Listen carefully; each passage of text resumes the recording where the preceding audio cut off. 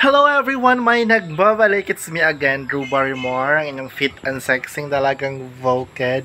So ayan po, nawawala po tayo sa YouTube for how many months kasi grabe po, sobra pong busy. Ang dami pong mga school activities and ano din kasi nag-enroll po tayo sa ating doctorate degree and grabe yung Saturday and Sunday natin fully loaded. But since it's Christmas vacation starting tomorrow, Monday, and last class ko din po sa doctoral ko yesterday, and medyo makapagpahinga na po tayo. Tapos na ako pa mag-report, so one report na lang. And so, ayun po, magbabalik po tayo dahil it's Christmas vacation. Wala po tayong pasok for how many days lang din naman, siguro mga 10 days. It's 1 week and ganun lang, short lang kasi magbabalik po kami sa January 2. And since nawala po tayo for how many months sa vlog, so ayan, hopefully manonood po kayo sa video ko ngayon kasi ang dami pong nangyari. So ipapakita ko po sa inyo. So hindi ko na lang i-back camera kasi limited yung storage natin. Hindi siya maaabot pag puputulin natin. So let's go. Super maulan po dito. Every day umuulan, but thanks God ngayon huminto po yung ulan. So tingnan niyo dahil sobrang busy ko. Tingnan niyo yung mga halaman ko. Ito for sale. Hindi to badyang. Ayan. It's a family of badyang. Sobrang laki na niya. Ayan. Tinatanim ko to before. Halaman ko to. Sobrang laki na niya. It's a giant It's a giant badyang. And it's Tatay Yuyoy out there. Hello po Tatay Yuyoy. Saan kaya yung punta ni Tatay Yuyoy? May pupuntahan po siya. And yung isa sa mga gusto kong ipakita sa inyo. Tingnan yung harapan ng bahay. Medyo matagal na tayo hindi nakapag-vlog. Yung harapan ng bahay is full of full of trees. Yes, tingnan nyo yung mga halaman ko. Sobrang tataba na niya. Si Tatay Yuyoy po yung isa sa mga nag-aalaga dyan pag super busy natin. At saka yung nasa front, tinataman po to ng miracle fruit ng nanay ng ate ko. At saka tingnan nyo yung miracle fruit. Tinitrim naman namin to parang monthly, pero for now kasi nagbubunga pala siya, so hindi tinitrim ng tatay. So nakita ko kasi naglalaba ko kanina, at saka nung kinuha ko yung mga sinampay, may bunga na pala siya. Isang maliit, isang katamtama lang alaki. Tapos dito, sobrang laki. Ayan, ang laki ng miracle fruit. Ayan. So kailangan nating mag-study. Kasi sa teacher before, inaano po ito niya, ginagawang juice. So, kailangan nating study. At pag pag hinog na, pag ripe na po siya, lulutuin na natin. Kasi ang sarap po ng juice ng miracle fruit na to. So, tingnan natin yan.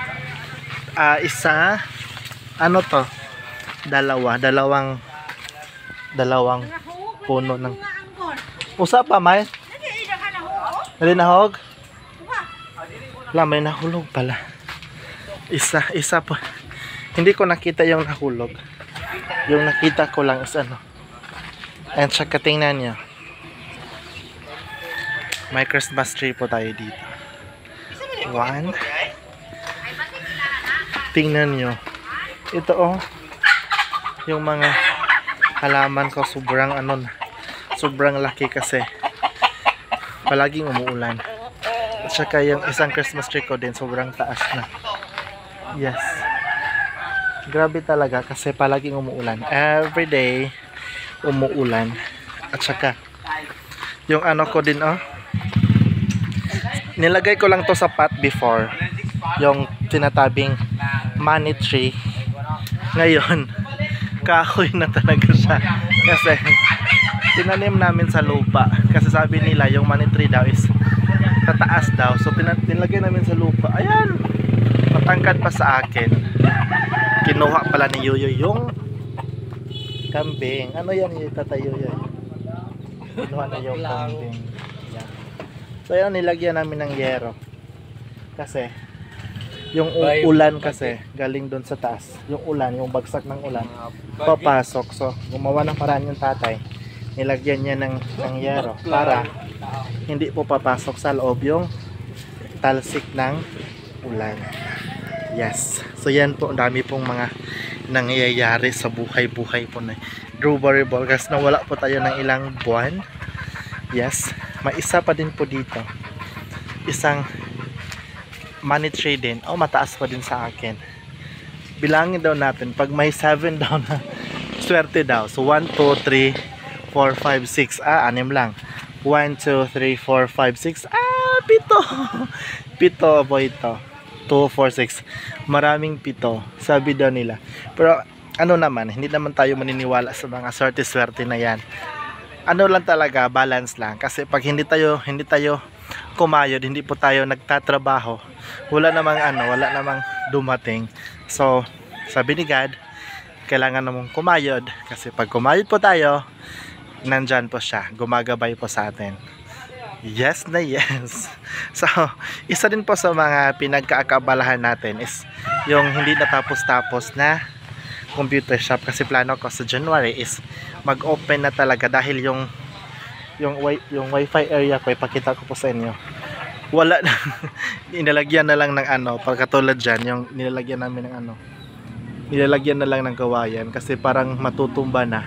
So yan rin po yung nangyari sa wifi area ko. So plano ko mag-transfer na talaga yung wifi box dyan para masecure din at saka masimulan din yung natin. So malapit, ginagawa ng tatay, may flooring na. Yung kulang na lang is yung mga lalagyan ng computers. Yun na lang kasi hindi pa nagbibigay ng ng sizes ng computer yung may-ari. So hinihintay ko para ma-budgetan din natin kasi makapal ang gagamitin natin na plywood, hindi yung plywood na manipis. Kasi ayan tingnan niyo. Wala na siyang haligi kasi nilalagyan ng kalabaw ng tatay ni Choco. Tapos ayan, sobrang sira na talaga. Ayan, wala na siyang haligi.